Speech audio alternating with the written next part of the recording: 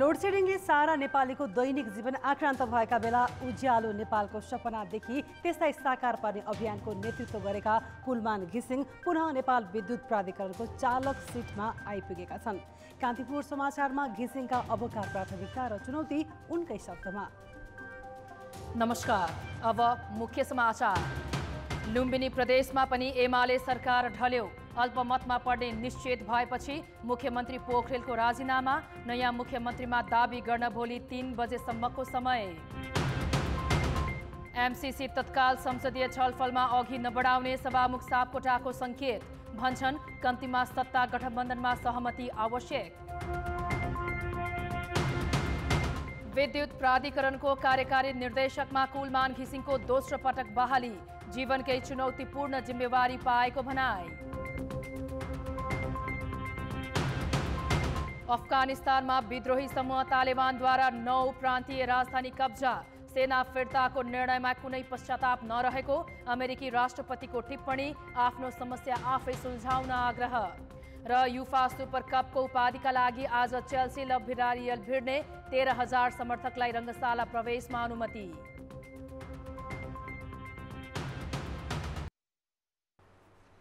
मुख्यमन्त्री शङ्कर पोखरेलको राजीनामापछि लुम्बिनीमा नयाँ सरकार गठन प्रक्रिया सुरु भएको छ। प्रदेश प्रमुख अमिक शेरचनले 22 घण्टाको समय दिएर नयाँ सरकार गठन गर्न आह्वान गरेका छन्। प्रदेश प्रमुखले संविधानको धारा 168 को उपधारा 2 बमोजिम 2 वा 2 भन्दा धेरै दललाई बहुमतको सरकारको दाबी पेश गर्न बिहीबार अपराह्न 3 बजेसम्मको समय दिएका छन्। अल्पमतमा पर्ने निश्चित देखिएपछि मुख्यमन्त्री पोखरेलले आजै पदबाट राजीनामा दिएका थिए। मुख्यमन्त्री विरुद्धको अविश्वास प्रस्तावमाथि छलफल गर्ने गरी दिउँसो 1 बजेका लागि प्रदेश सभाको विशेष अधिवेशन आह्वान गरिएको थियो। उनको राजीनामासँगै चलिरहेको बैठक स्थगित गरिएको थियो। त्यसपछि विशेष अधिवेशन पनि अन्त्य गरिएको छ। यससँगै विपक्षी गठबन्धनमा रहेका कांग्रेस, माओवादी, जनता समाजवादी पार्टी र राष्ट्रिय जनमोर्चाले नयाँ सरकारका लागि दाबी पेश गर्ने तयारी थालेका छन्। माओवादी संसदीय दलका नेता कुलप्रसाद केसीलाई मुख्यमन्त्रीमा अघि सार्ने गठबन्धनको समझदारी छ। बिहीबार 10 बजे बैठक बसेर गठबन्धनका तर्फबाट निर्णयसहित दाबी पेश गर्ने माओवादी प्रमुख सचेतक तुलाराम घरतीले बताए। हाल 80 सदस्य कायम रहेको प्रदेश सभामा सरकार बनाउन चाहिने 41 सांसद आफ्नो पक्षमा रहेको गठबन्धनको दाबी छ। लुम्बिनी प्रदेश मुख्यमन्त्री शङ्कर पोखरेलले बुधबार राजीनामा दिएका छन्। एमाले भित्रको आन्तरिक झगडाका कारण प्रदेशमा भन्दा केन्द्रीय राजनीतिमा लाग्नुपर्दा उनको पद गएको हो। प्रदेशको विकास भन्दा केन्द्रीय राजनीतिमा सक्रिय बन्दा विवादित पनि बने। 2074 फागुन 3 गते एमाले संसदीय दलको हैसियतमा शङ्कर पोखरेल लुम्बिनी प्रदेशको मुख्यमन्त्री बनेका थिए। राष्ट्रिय राजनीतिमा प्रभाव जमाएका उनले प्रदेशमा भने त्यो क्रेज जमाएनन्। 41 महिना 24 दिन मुख्यमन्त्री हुँदा उल्लेख्य काम भनेको प्रदेशको राजधानी दाङ तोक्ने र बुद्ध जन्मस्थलको नामबाट प्रदेशको नाम लुम्बिनी राख्ने काम गरे। तर स्थायी संरचना नबन्दै मन्त्रालय सार्दा आलोचित बने। मुख्यमन्त्री ग्रामीण विकास, स्मार्ट कृषि, अनुदान लक्षित कृषि लगायतका नमुना कार्यक्रम ल्याए पनि विवादित र अप्रभावकारी बने। कतिपय नीति र योजना कार्यान्वयनमा नलैजाँदा उनका काम नागरिकले अनुभूति गर्न पाएनन्। एउटा प्रदेशको राजधानीको टुङ्गो लगाउनु भएको छ र अर्को प्रदेशको नामाकरण गर्नुभएको छ। कतिपय प्रदेशहरूले त्यसको पनि व्यवस्थापन गरिसक्नु भएको छैन। त्योभन्दा बाहिर खास गरी लुम्बिनी प्रदेशको वृद्धि विकासका लागि, यहाँका उद्योग व्यवसायी, यहाँका आम जनताका लागि अथवा पर्यटन व्यवसायका लागि भनौँ न समग्र सामाजिक र आर्थिक क्षेत्रमा प्रदेश सरकारको कारणले गर्दाखेरि यहाँनिर परिवर्तन देखियो भन्ने खालको अनुभूति हामीले कति देख्न पाएका छैनौँ। नेकपा विवाद र विभाजन, एमाले भित्रको किचलो लगायतका काममा सहजीकरणको जिम्मा लिएका उनी लुम्बिनी प्रदेशका मुख्यमन्त्री भए पनि धेरै सङ्घीय राजधानी काठमाडौँमा बसे।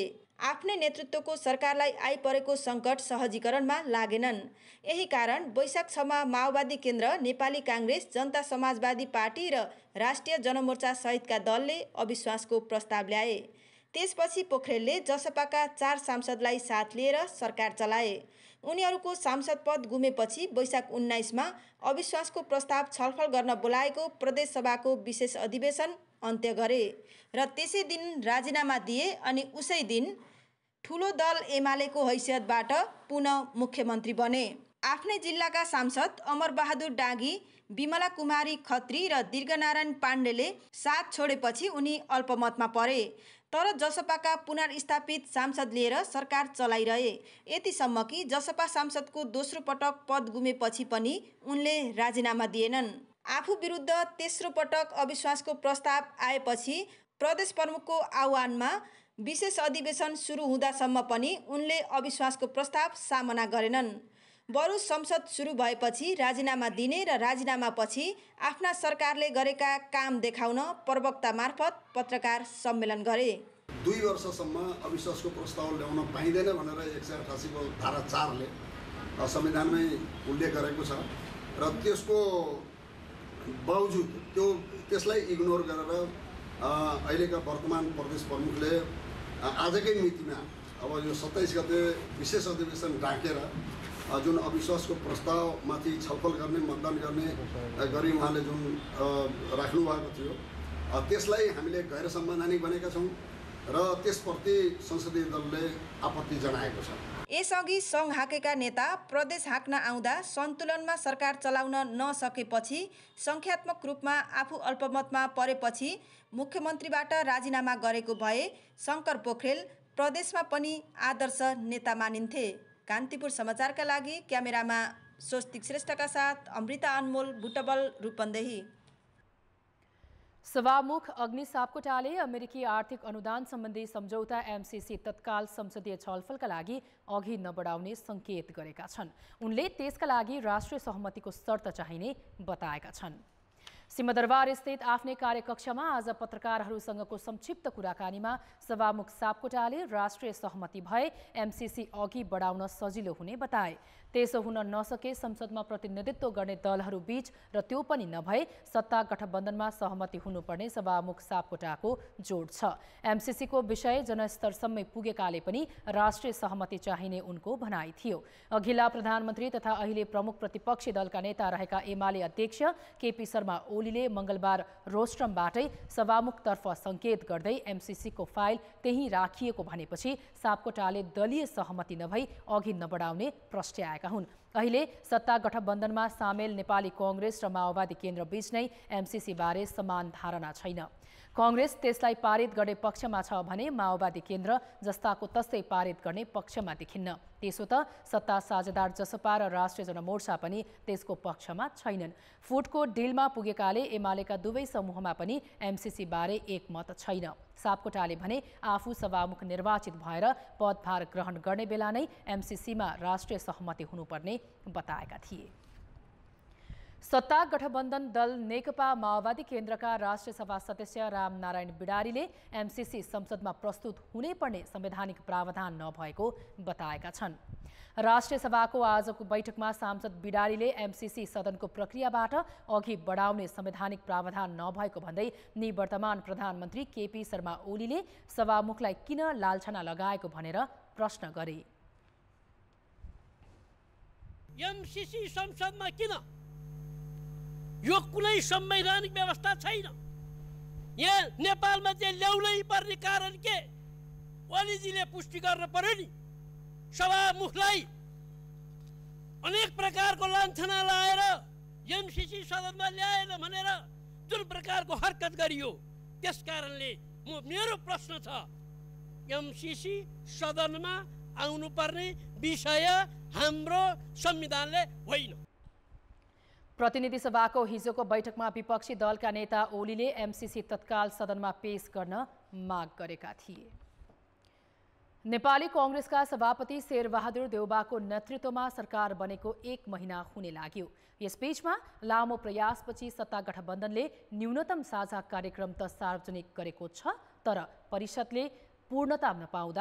मन्त्री परिषदले पूर्णता नपाउँदा त्यसको कार्यान्वयन नै कसरी हुन्छ भन्ने प्रश्न यथावत छ। असार 29 गते नयाँ सरकार बने यता सत्ता गठबन्धनले गरेको देखिने काम न्यूनतम साझा कार्यक्रम घोषणा मात्रै हो। तर यो कार्यक्रम कार्यान्वयन गर्ने विभागीय मन्त्रालय नेतृत्वविहीन छन्। सुरुमै गर्नुपर्ने मन्त्री परिषद विस्तारमा गठबन्धन अहिलेसम्म अलमलमै छ। कहिले जसपाको आधिकारिकता विवाद त कहिले एमालेको किचलोलाई कारण देखाउँदै मन्त्री चयनमा ढिलासुस्ती गरिएको छ। कोभिड संक्रमण बढ्दै गइरहेको छ भने जटिल कूटनीतिक सवाल उठिरहेका छन्। न्यूनतम साझा कार्यक्रममा संविधान संशोधनदेखि चैतसम्म सबै नागरिकलाई खोप लगाउने विषय समेटिएका छन्। त्यति मात्रै होइन, संक्रमण प्रभावितलाई विशेष आर्थिक प्याकेज दिँदै थलिएको अर्थतन्त्रलाई पुनर्स्थापित गर्ने र संसदमा विचाराधीन विधेयकको टुङ्गो लगाउने सम्मका विषयमा पनि सरकारले प्रतिबद्धता जनाएको छ। तर सबैजसो मन्त्रालय रित्तै हुँदा सरकारले कसरी बाचा पुरा गर्छ भन्ने सवाल उठेको छ। पात्र हुने भए पनि कि नयाँ सुरुवात अलि राम्रो अलि छिटो हुन्छ कि भन्ने आम अपेक्षा थियो। त्यो अपेक्षा अनुसार त केही खास सुरुवात पनि भएको देखिँदैन। त्यो साझा न्यूनतम कार्यक्रम यो विगतमा पनि धेरै यस्ता आएका हुन्। त्यहाँ जाने जतिको सम्झेर लेखिने मात्रै हो। त्यसले कुनै एउटा आशा नयाँ जगाउने खालको मैले केही पनि देख्दिनँ। अब एउटा मन्त्री परिषद विस्तार भएरै ठुलो कुरो हुने त केही थिएन, तर त्यति पनि गर्न नसकेको परिस्थिति छ। त्यसले धेरै आश गरेर हेर्न सक्ने ठाउँ मैले देखेको छैन। कोरोना महामारी नियन्त्रण र जनजीविकाका लागि दिनरात नभनी काम गर्नुपर्ने परिस्थिति भए पनि सरकार नै अनिर्णयको बन्दी बनेको छ। फरक दृष्टिकोण भएका दलहरूको गठबन्धनबाट बनेको सरकारले अघिल्लो नेतृत्वलाई विस्थापित गर्नुलाई नै उपलब्धि ठानेको देखिन्छ। ती राजनीतिक दलहरू बसेर सरकार बनाउला भन्ने सोच केही समय अगाडिसम्म पनि थिएन। यो प्रतिनिधि सभाको बनोट नै हामीहरू सरकारमा नपुग्ने खालको बनोट थियो। मधेस केन्द्रित दलहरूको नेकपासँग एउटा खालको सम्बन्ध थियो। त्यसै सबैको आलोकमा अब नयाँ परिस्थिति बन्यो। अदालतबाट हामीले संविधान जोगायौँ, संसद प्रतिनिधि सभा फिर्ता भएको छ। अब आउने दिनमा अगाडि कसरी जाने भन्ने कुरा मूल राजनीतिक विषय नै थियो। राजनीतिक विषयमा सहमति हुन कठिनाइ भएन। आर्थिक विषयमा हाम्रा पृष्ठभूमिका आधारबाट केही एउटा मोटो रूपमा सहमति निर्माण गर्ने कुरा थियो। त्यसैले पनि हामीले साझा न्यूनतम कार्यक्रम बनाएको छ। सत्ता गठबन्धनले सरकार गठन भएको 1 महिनामा न्यूनतम साझा कार्यक्रम ल्याए पनि त्यसलाई कार्यान्वयन गर्ने विश्वसनीय आधार प्रस्तुत गर्न सकेको छैन। त्यसमाथि 1 महिनासम्म अधिकांश मन्त्रालय किन रित्तै छन् भन्ने प्रश्नको जवाफ दिन नसक्नुले भरोसा धर्मराउने स्थिति बन्दै गएको छ। कान्तिपुर समाचारका लागि दीपक आचार्य, काठमाडौँ। नेपाली कांग्रेसको 14औं महाधिवेशन भदौभित्र नगरी नहुने संवैधानिक बाध्यता भए पनि नयाँ विवादमा जकडिँदै गएको छ। तर शीर्ष नेतृत्व भने मूल विवाद समाधानमा कति पनि गम्भीर देखिएको छैन। हुँदाहुँदा नयाँ र पेचिला विवादमा कांग्रेस फस्दै गएको छ। भदौ 16 देखि 19 गतेसम्म काठमाडौँमा गर्ने भनिएको महाधिवेशनका लागि 8.5 लाख क्रियाशील सदस्यको नाम कार्यदल स्तरमा तय भए पनि त्यसको अपनत्व कसैले लिएको देखिँदैन। शीर्ष तहका नेताहरू नयाँ मापदण्ड बनाएर पुनर्अवलोकन गर्ने भन्दै उल्टै अविश्वासका लागि ठाउँ बनाउँदैछन्। यतिले नपुगेर अर्का प्रभावशाली नेता शेखर कोइरालाले त खुलेरै क्रियाशील सदस्यको सूचीमा गम्भीर सवाल उठाएका छन्। केन्द्रबाट विधि विपरीत थपिएका क्रियाशील सदस्यता खारेज नभएसम्म र पार्टी समायोजनका नाममा प्रक्रिया नपुर्याई वितरण गरिएका सदस्यता नरोकिएसम्म महाधिवेशनमा जानै नसकिने अडान उनले सामाजिक सञ्जाल मार्फत सार्वजनिक गरेका छन्। तल्लो तहबाट विधान र प्रक्रियागत ढङ्गले आएका छानबिन समितिबाट मापदण्ड बनाई निर्णय गरिएका बाहेक केन्द्रबाट विधान विपरीत थपिएका क्रियाशील सदस्यता खारेज नभएसम्म र पार्टी समायोजनका नाममा प्रक्रिया नपुर्याई वितरण गरिएका सदस्यता नरोकिएसम्म महाधिवेशनमा जान सकिन्न। वरिष्ठ नेता रामचन्द्र पौडेल 13औं महाधिवेशनका प्रतिनिधिबाट विशेष महाधिवेशन गर्नुपर्ने पक्षमा देखिएका छन् भने सभापति शेरबहादुर देउबा जसरी पनि भदौमै हुनुपर्ने भन्दैछन्। तर सभापति देउबाले विवादको गाँठो फुकाउन कुनै पहल कदमी लिएका छैनन्। पार्टीको बैठकभन्दा बाहिर गएर पार्टीका नेता र कार्यकर्ता तमाम देशभरिका कार्यकर्ताहरू जो महाधिवेशन गर्नको लागि उत्साहित हुनुहुन्छ उहाँहरूलाई अझै बढी मनोबल र उत्साहित गर्नको लागि मलाई लाग्छ बाहिर यस्तो अभिव्यक्तिहरूबाट नेता र कार्यकर्ताको मनोबल घट्नेछ, निराशा हुनेछ। त्यस्ता किसिमका अभिव्यक्तिहरू नदिँदाखेरि मलाई लाग्छ गरिमा रहन्छ भन्ने मलाई लाग्दछ। र जुन कुरा तपाईँले भन्नुभयो कि अहिले पार्टी सभापति निर्वाचनको पक्षमा हुनुहुन्न, महाधिवेशनको पक्षमा हुनुहुन्न भन्ने कुरा जुन आरोप लागेको छ, मलाई लाग्छ यो आरोप एकदम गलत यो कारणले हो कि पार्टी सभापतिले पटक पटक नेता कार्यकर्ताहरूको भेटघाटमा पनि र आफूले बाहिर अभिव्यक्तिहरू दिँदाखेरि पनि महाधिवेशन समयमै सम्पन्न गर्नुपर्छ र सम्पन्न गराउँछु भन्ने जुन प्रतिबद्धता बाहिर जाहेर गर्नुभएको छ, मलाई लाग्छ भोलि केन्द्रीय कार्य समितिमा त्यही अनुसार महाधिवेशनलाई अगाडि एकदम गतिशील साथ अगाडि बढाउनको लागि र समयमा महाधिवेशन सम्पन्न गर्नको लागि पनि भोलिको बैठकमा ती विषयवस्तुहरू उठाउनु हुनेछ। महाधिवेशन सम्पन्न गर्न कम्तीमा 45 दिन चाहिने निर्वाचन समितिले जनाएको छ। 1.5 वर्ष ढिलो भइसकेको महाधिवेशन भदौमै गर्ने हो भने त्यो समय काङ्ग्रेससँग छैन। कान्तिपुर समाचारका लागि पर्वतराज घिमिरे, काठमाडौँ। कोरोना संक्रमणका कारण आज 30 जनाको मृत्यु भएको छ। 3000 हाराहारीमा संक्रमित थपिएका छन्। त्यसको 1/3 काठमाडौँ उपत्यकाका हुन्। स्वास्थ्य मन्त्रालयका अनुसार पछिल्लो 24 घण्टामा परीक्षण गरिएका 10,900 को PCR परीक्षण गर्दा 2616 जनामा कोरोना पुष्टि भएको छ। कुल परीक्षणको 24% भाइरस देखिएको छ। यस्तै एन्टिजेन परीक्षणबाट पनि संक्रमण पुष्टि भइरहेको छ। काठमाडौँ उपत्यकामा 964 जना बिरामी थपिएका छन्। देशभर सक्रिय संक्रमितको संख्या 38,000 नागेको छ। तीमध्ये 184 जना भेन्टिलेटर र 796 जना आइसियुमा उपचाररत छन्। अहिले सबैभन्दा बढी संक्रमण दर गण्डकीमा देखिएको छ। त्यहाँ परीक्षण गरिएका मध्ये 36.4% भाइरस देखिएको छ। त्यसपछि प्रदेश 1 मा 29% कोरोना पुष्टि भएको छ। कर्णालीमा पनि उच्च संक्रमण दर भएको तथ्याङ्क रहेको छ। सरकारको लगत अनुसार कोरोनाका कारण अहिलेसम्म ज्यान गुमाउनेको संख्या 10,180 पुगेको छ। अहिलेसम्म 45,70,000 मात्रा खोप लगाइएको छ। तीमध्ये पूर्ण मात्रा पाउने 28,88,000 रहेका छन्। यसैबीच स्वास्थ्य मन्त्रालयले 20 वर्ष माथिका विद्यार्थीका लागि परिचय पत्रका आधारमा खोप दिने निर्णय गरेको छ। चिकित्सा शिक्षा स्नातक तहका केही कार्यक्रमको एकीकृत प्रवेश परीक्षामा सिट संख्याको आधा पनि उत्तीर्ण हुन सकेनन्। जनस्वास्थ्यसँग प्रत्यक्ष जोडिएको र खास गरी अब्बल विद्यार्थीले मात्रै पढ्ने भनिने चिकित्सा शिक्षामा न्यून संख्या उत्तीर्ण हुनुले विद्यालय शिक्षाको गुणस्तरमा गम्भीर प्रश्न उब्जिएको छ। चिकित्सा शिक्षा स्नातक तहको पारामेडिकलतर्फ BSc नर्सिङमा 1240 विद्यार्थीको कोटा थियो। तर 4000 विद्यार्थीले प्रवेश परीक्षा दिएकामा जम्मा 540 जना मात्रै योग्य ठहरिए। यस्तै पब्लिक हेल्थमा 1440 सिटमा 2265 ले परीक्षा दिँदा 565 मात्रै उत्तीर्ण भए। B pharmacy, BSc MIT, BSc MLT, BPT सहित पारामेडिकल तर्फका विभिन्न विषयमा तोके भन्दा अति कम विद्यार्थीले नाम निकालेका छन्। अहिलेको कमन इन्ट्रान्स एक्जाम जुन चिकित्सा आयोगले लियो त्यसमा समग्र रूपमा नै पास प्रतिशत ज्यादै कम छ। गत सालहरू विश्वविद्यालय प्रतिष्ठानहरूले लिएको जुन प्रतिशत आउँथ्यो त्यो प्रतिशत चाहिँ चिकित्सा आयोगले लिएकोमा देखिएको छैन।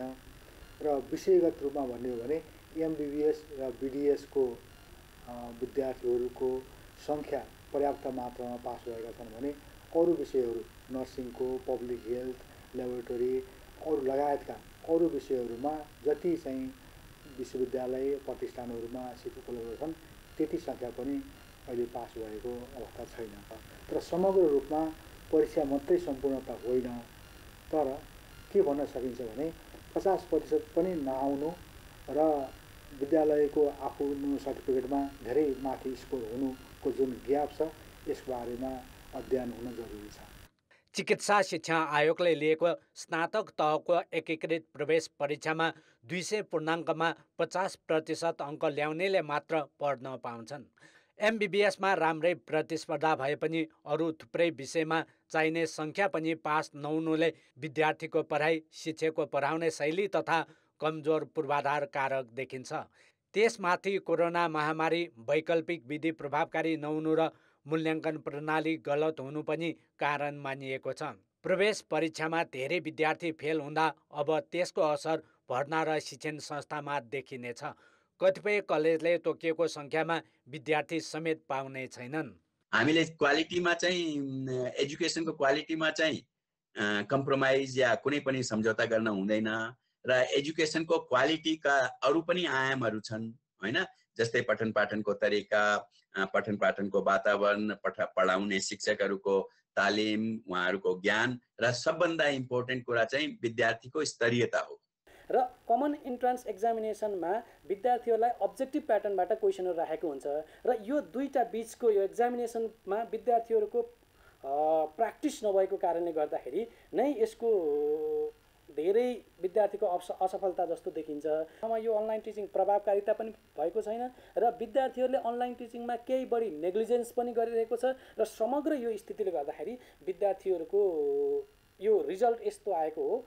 चिकित्सा शिक्षा पढ्न चाहनेहरूको वैरो लागिरहँदा तोकिएको सङ्ख्या पुग्ने गरी समेत विद्यार्थी पास नहुनु शैक्षिक गुणस्तरका दृष्टिले लज्जाको विषय हो। त्यसैले यस नतिजामा टेकेर शिक्षा प्रणालीकै समीक्षा गर्ने हो कि? कान्तिपुर समाचारका लागि क्यामेरामा हेमन्त कटुवालका साथ नारायण किलम्बु, काठमाडौँ।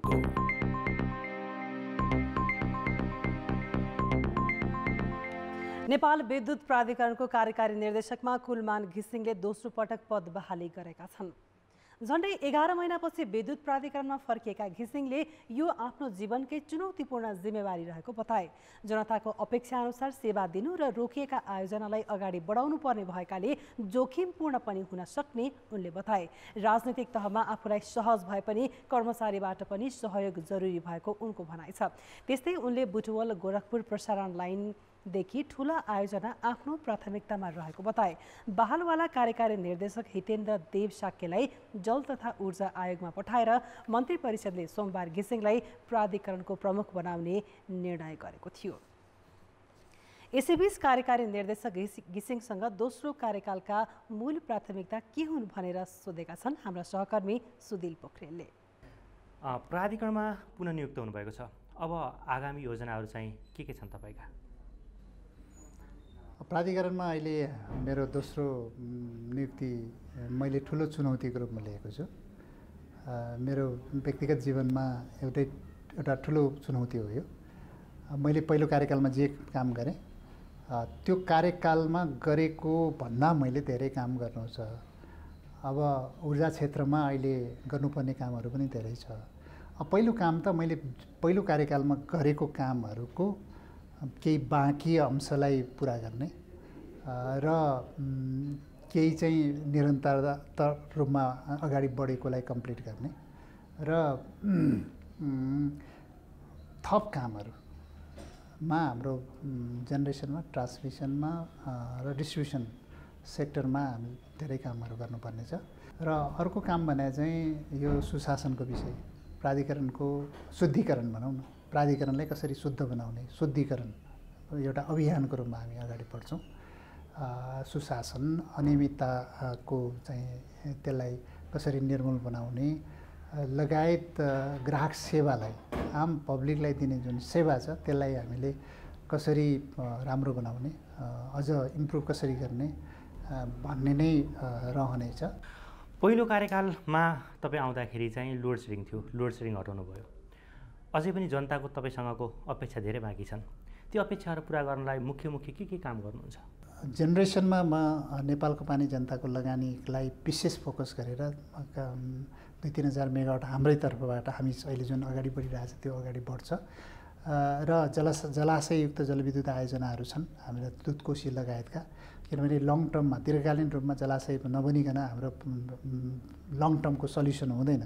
त्यो भएको हुनाले त्यो बनाउनै पर्छ, अगाडि बढ्छ र यो नेपालभरि हरेक नेपालीले विद्युतमा एक्सेस पहुँच पाउनुपर्छ भन्ने जुन सरकारको यो नीति छ त्यो अन्तर्गत आगामी 2 वर्षभित्र हरेक नेपालीलाई विद्युतीकरण गर्ने भन्ने जुन अभियान छ त्यो सम्पन्न गर्नुपर्ने छ।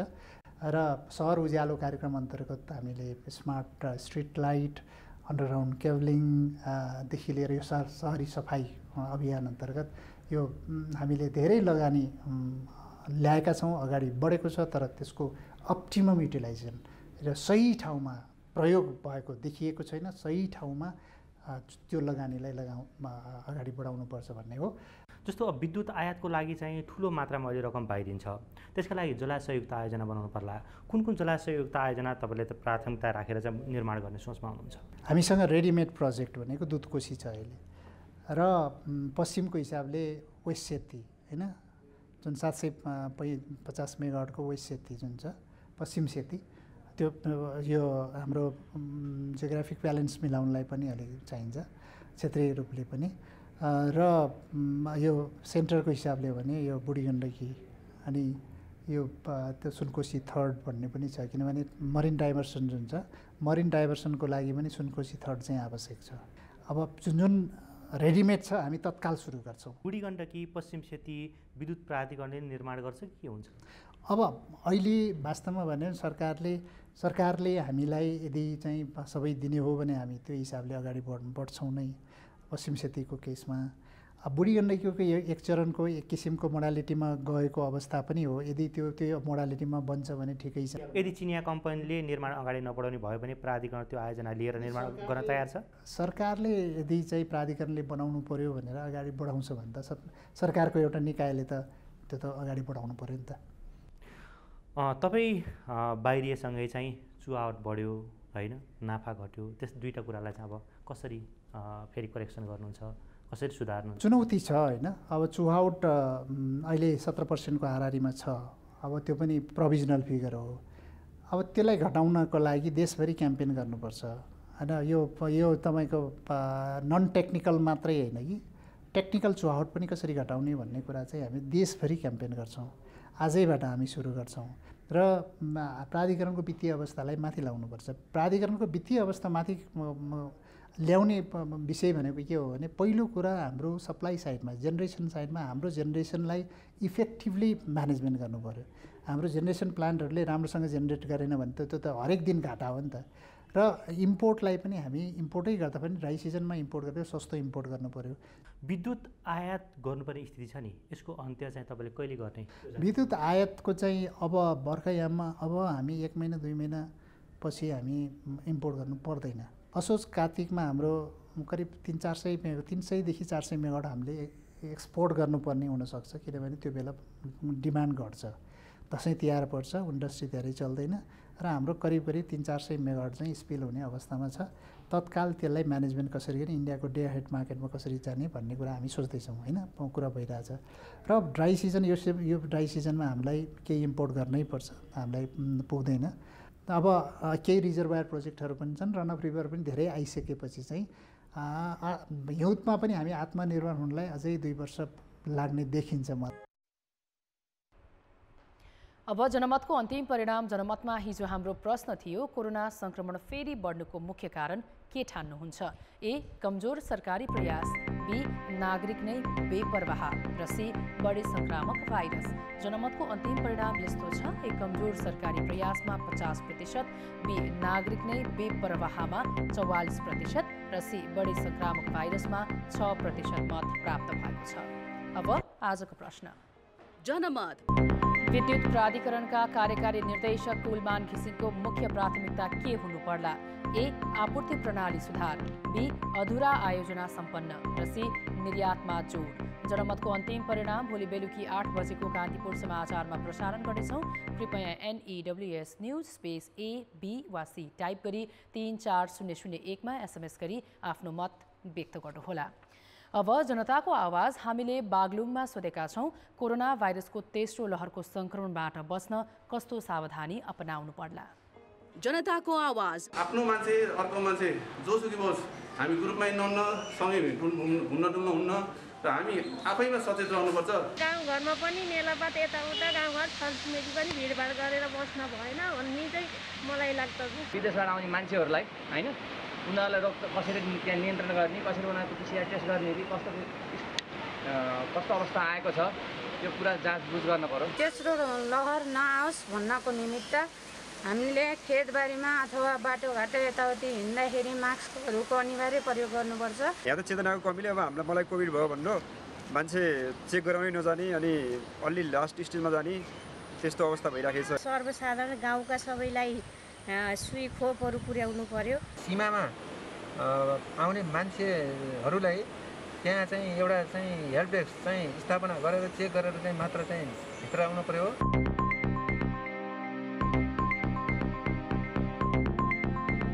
खेलकुद समाचार। नमस्कार, कान्तिपुर खेलकुद समाचारमा स्वागत छ। ब्याडमिन्टन खेल हेर्दा जति सामान्य देखिन्छ खेलाउन उत्तिकै गाह्रो छ। खेलाडीको लगावले मात्रै पुग्दैन, दक्ष निर्णायकको साथले मात्र व्यावसायिक खेलका रूपमा विकास गर्न सघाउँछ।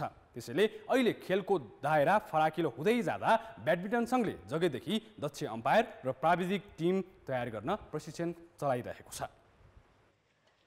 धेरैले स्वास्थ्यका लागि खेल्ने ब्याडमिन्टन पछिल्लो समय व्यावसायिक खेलकै रूपमा विकास भएको छ। तर नेपालमा अझै पनि ब्याडमिन्टनले अब्बल खेलको स्वरूप पाउन सकेको छैन। अझ ब्याडमिन्टनमा अम्पायर उत्पादन शून्य जस्तै छ। त्यही अभावलाई कम गर्दै दक्ष अम्पायर उत्पादन गर्न नेपाल ब्याडमिन्टन सङ्घले कोरोना महामारीका बीच पनि भर्चुअल प्रशिक्षण चलाइरहेको छ। अहिले ब्याडमिन्टन एकदम भास्ट भइसकेको छ। ब्याडमिन्टन धेरै भास्ट भइसकेको छ। हरेक जिल्लामा वडामा सबै ठाउँमा हुन्छ भन्दाखेरि अब हरेक जिल्लामा हरेक वडामा टुर्नामेन्टहरू हुन सुरु भइसकेको छ। त्यसमा चाहिँ कमसेकम आफ्नो जिल्लाले पनि आफ्नै म्यान पावर बनाओस्, आफ्नो टेक्निकल टिमहरू बनाओस्, टिओहरू बनाओस्। मतलब त्यो भइसकेपछि आफ्नो टुर्नामेन्टहरू गर्नु सजिलो हुन्छ त्यहाँ, होइन। यहाँबाट केन्द्रमा सबै कुरा दाखिरहनु परेन।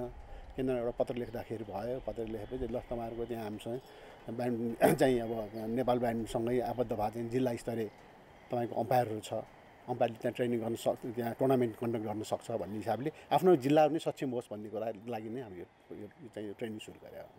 प्रशिक्षणमा जिल्ला ब्याडमिन्टन सङ्घले सिफारिस गरेका 47 जिल्लाबाट 2-2 जना तथा एपिएफ र आर्मी क्लबबाट गरी करिब 100 जना सहभागी छन्। साउन 17 देखि 21 गतेसम्म पहिलो चरण सकेर अहिले साउन 22 देखि 27 गतेसम्मको दोस्रो चरणको प्रशिक्षण चलिरहेको छ। यो प्रशिक्षणले ब्याडमिन्टन अम्पायरको दक्षता विकास हुनुका साथै प्रतियोगिताहरूलाई अनुशासित र निष्पक्ष बनाउन मद्दत पुग्ने अपेक्षा गरिएको छ। यो ट्रेनिङ गर्नुको मुख्य उद्देश्य चाहिँ नि दक्ष म्यान पावर तयार गर्ने। किनभने एउटा निर्णायकले कुनै पनि गल्ती गर्छ भने उसको नलेजको कमी भएको महसुस हुन्छ। एउटा निर्णायकले गल्ती गर्दा खेलमा खेलाडी बीचमा आपसी तनाव हुने, म्यानेजर्स हुँदा स्पोन्सर लेभलसम्म पनि त्यो एउटा डिस्प्युट भएको हुनाले एउटा दक्ष अम्पायरले मात्रै एउटा दक्ष गेम गर्न सक्छ। किनभने उसले खेलाडीको राइट पनि हुन्छ, अफिसियलको राइट पनि हुन्छ, अर्गनाइजरको राइट पनि हुन्छ र स्पोन्सरको पनि राइट हेर्नुपर्ने भएको हुनाले लमा कुनै पनि कानुनमा चेन्ज छ भने त्यो चेन्ज भएको कानुन विश्वदेखि लिएर एसियाबाट नेपाल र नेपालबाट जिल्ला लेभलमा लानलाई हामीले यो अपडेट पनि गरिरहेछौँ। हुन त यसअघि पनि जिल्लाहरूमा अम्पायर प्रशिक्षण नभएको होइन, तर यो पटक सङ्घले आफ्नै स्वामित्वमा चलाएको प्रशिक्षणबाट केन्द्रदेखि जिल्ला तहसम्मकै दक्ष अम्पायर उत्पादन हुँदैछन्। यो कोर्समा सफल निर्णायकहरूलाई सङ्घले राष्ट्रिय प्रतियोगिताहरूमा सामेल गर्दै प्रतियोगितात्मक परीक्षाका आधारमा लाइसेन्स दिनेछ। अम्पायरको सङ्ख्या र दक्षतासँगै ब्याडमिन्टनका प्रतियोगिताहरू जिल्ला स्तरमा गर्न समेत सघाउ पुग्नेछ। कान्तिपुर समाचारका लागि क्यामेरामा राजेन्द्र महर्जन र मुरारी घिमिरेका साथ प्रदीप लेखी, काठमाडौँ। कान्तिपुर खेलकुद समाचार अहिलेलाई यति नै। अब मौसम सम्बन्धी जानकारी।